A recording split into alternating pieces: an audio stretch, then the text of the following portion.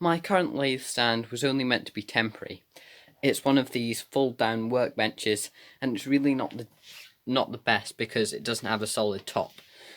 And that's the thing about these fold-down workbenches, it's basically one large vice. So today I'm going to make a new lathe stand that will hopefully have a solid top and that will be a little bit more fit for purpose.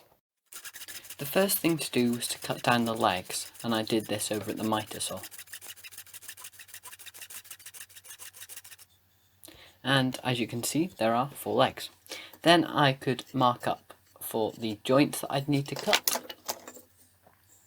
And for the first time ever, there is a free set of plans that you can download for this project. All you need to do is go into the video description below and then just download them, and they come as a PDF. So I'd really encourage you to try and make this stand either as a stand for a lathe or just a lightweight workbench. Then I could take the leg back over to the miter saw and just cut some slots in it. This is going to make it way easier when I come to chisel out the groove. And then it was time to, well, chisel out the groove.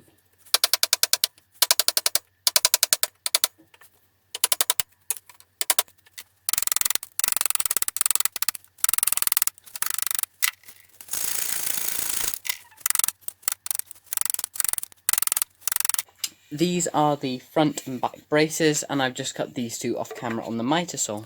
Then I could assemble half of the frame, so I'm gluing the 2 legs to the brace, and I just use some wood glue for this.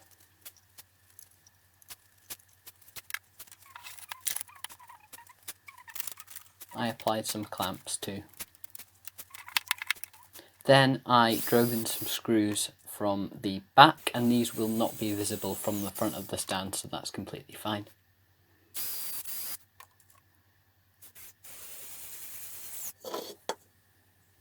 I could then mark up the rest of the joints that I need to cut, and these pieces here are the side braces.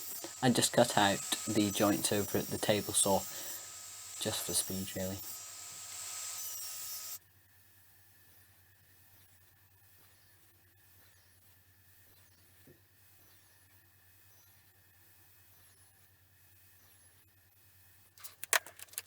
Then I just used a chisel to take away all these thin pieces of wood that are left behind after the table saw. And I just cleaned it up with a flat chisel, a wide flat chisel, sorry I should say. Then I could attach the side braces, and I didn't apply any glue here in case I need to take it apart at some point.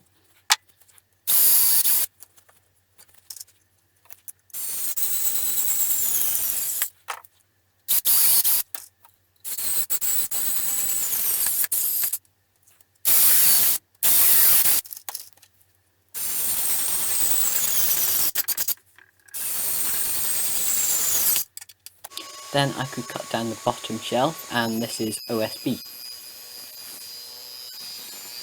And I had to cut some notches into the corners so that it could slip down through the legs.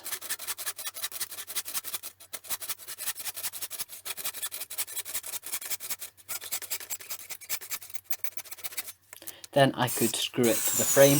Again, no glue here, just screws in case I need to take it apart.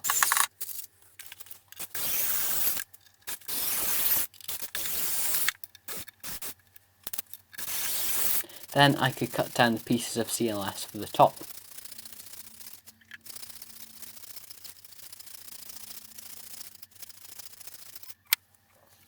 Then I just glued them together.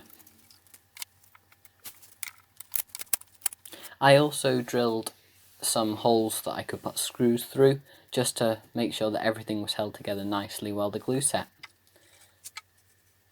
Then I could attach the top, and I just marked out some places that I wanted to put screws in. So the screws go through the legs and straight into the top.